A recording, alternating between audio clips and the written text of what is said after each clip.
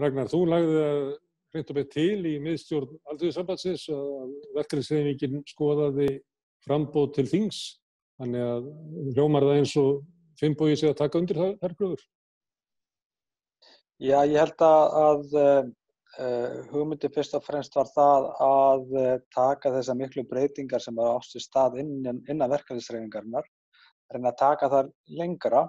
þar sem að við höfum ekki séð neina breytingar á því stjórnvaldi sem að við höfum verið hér með síðustu áratugi, þar sem að öllu lofað fögru fyrir kosningar og svo allt annað gert. Við viljum fá gjaldfrjálsa, okkur lofað gjaldfrjálsri heilbrigðisþjónustu en við sjáum örmagna heilbrigðisstarfsfólk og sjúkling út á göngum og fáum vegatolla og lækkun veiðigjalda sem einhver algjör forgangsmál. Þetta bara orðið svo þreytandi og þetta orðið svo mikil della að við, ef okkur tókst að koma þessum breytingum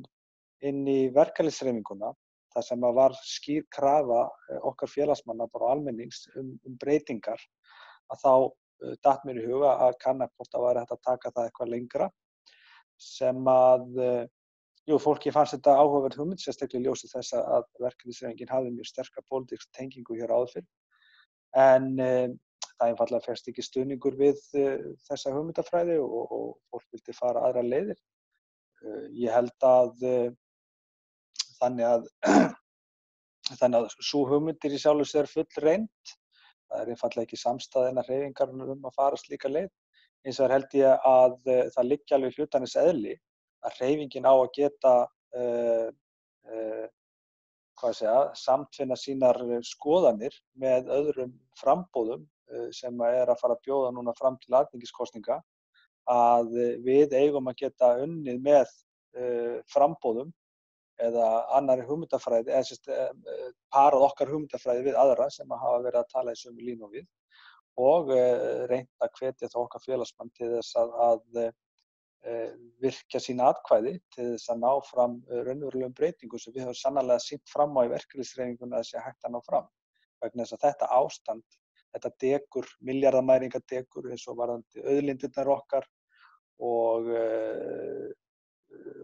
endalaust af atriðum sem hægt að telja hér upp og allir vita. Skattaskjólin,